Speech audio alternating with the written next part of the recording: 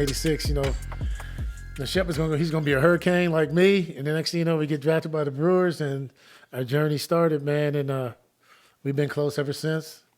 And like I said, sports brings people together. You know what I mean? It's lifelong friendships, brotherhoods, and, you become family, especially in baseball.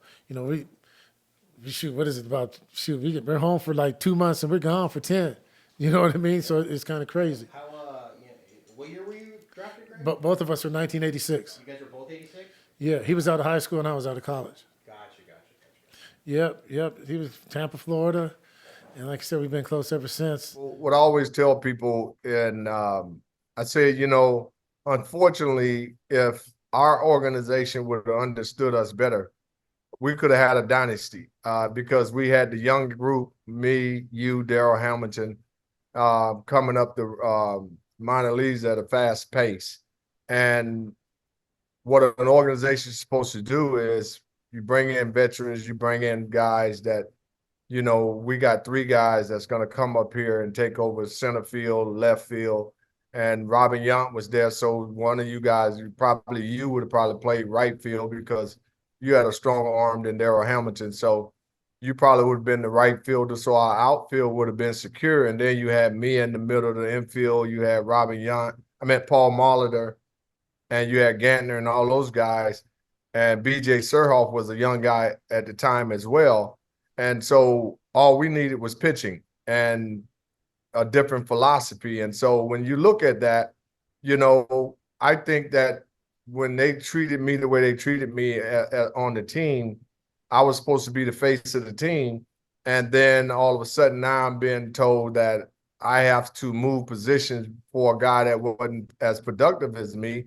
It's not like you're trying to disrespect the player.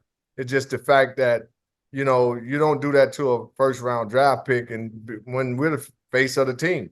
And I think that if they would have handled us correctly, Milwaukee would have been winning championships for decades.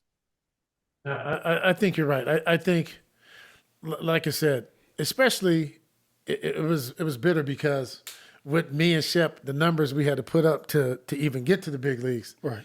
And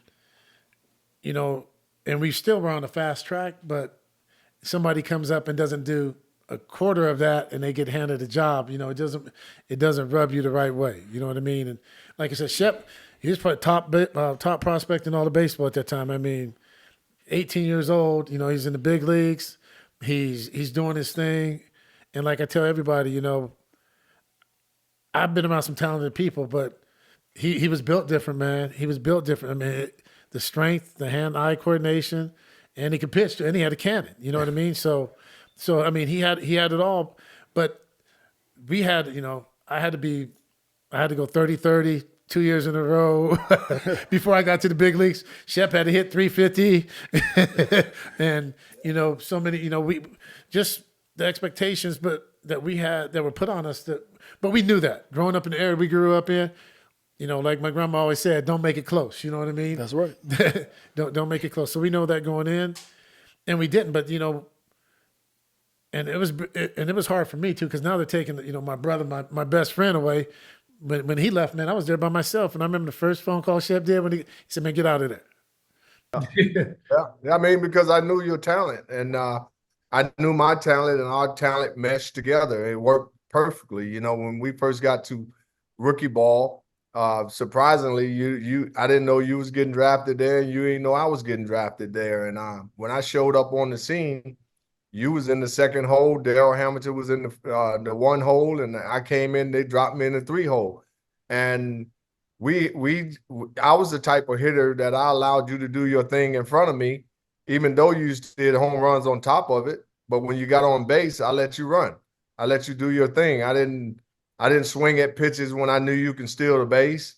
I felt confident in myself, so you was setting me up to have a great year because every time you was on base, you was stealing. And so Darryl Hamilton got on base, he was stealing.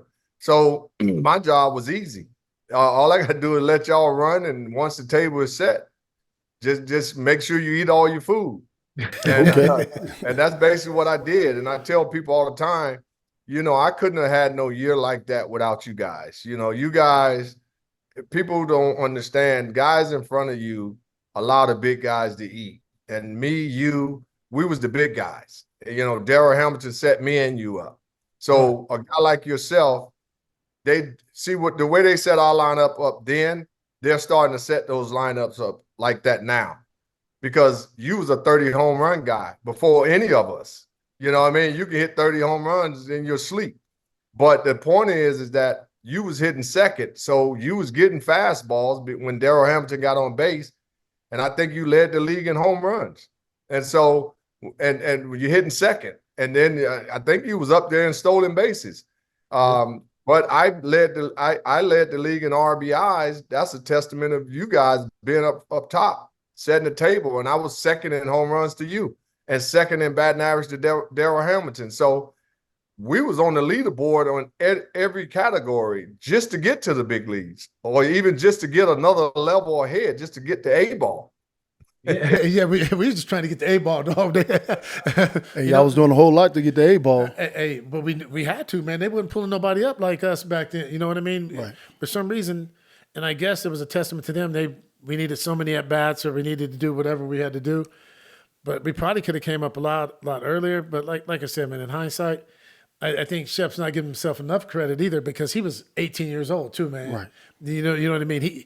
He knew his baseball IQ at 18 was far more advanced than a lot of guys I knew at the big league level. You know what I mean? He knew how to play the game. And I think, and Shep can probably elaborate on this, because my boys signed, and I mean, that's Uncle Gary, you know what I mean? Shep talking to him. Kids don't understand how to play now because, every practice, every time they hit is structured. You know what I mean? It's, you do this, you do that. They never go out on their own and, just experiment. Just play pickle, play strikeout. They don't, if you don't tell them how to do it, they don't know how to do it. You know what I mean? It's well, it's all about competing. See, we was good at competing. No matter what it was, if it was four square or whatever, we competed. And so the thing is that when you compete in everything, when the one thing that matters to you the most is baseball, then you're going to compete like no other. My granddaddy always told me, and I taught this to my kids, every man got some quit in him. Do you have quit in you? And if you that 1% that don't have no quit in you, then you should win most battles. Because one thing about me is I'm never going to quit. I'm never going to give up. I'm never going to bow down to no situation. I will make you tap out before I tap out. And so my mentality was different than most people. And I knew that. I knew that coming in at a young age, because I was not afraid of who was on the mound, who I was playing with or against. All I did was, if I found the best player on my team, we make it a competition to make each other better. And so it's competing. So it's like, yeah, we playing another team, but me and you competing. I want you getting a hit, I want to get a hit. You hit a home run, I want to hit a home run. So those things make you better. And I think that today's players, I don't think they talk enough to each other and push each other. Because if you did that, then you would go out and become a family. And that's what we became. We became a family. And when we step on the field, it was like family going to battle.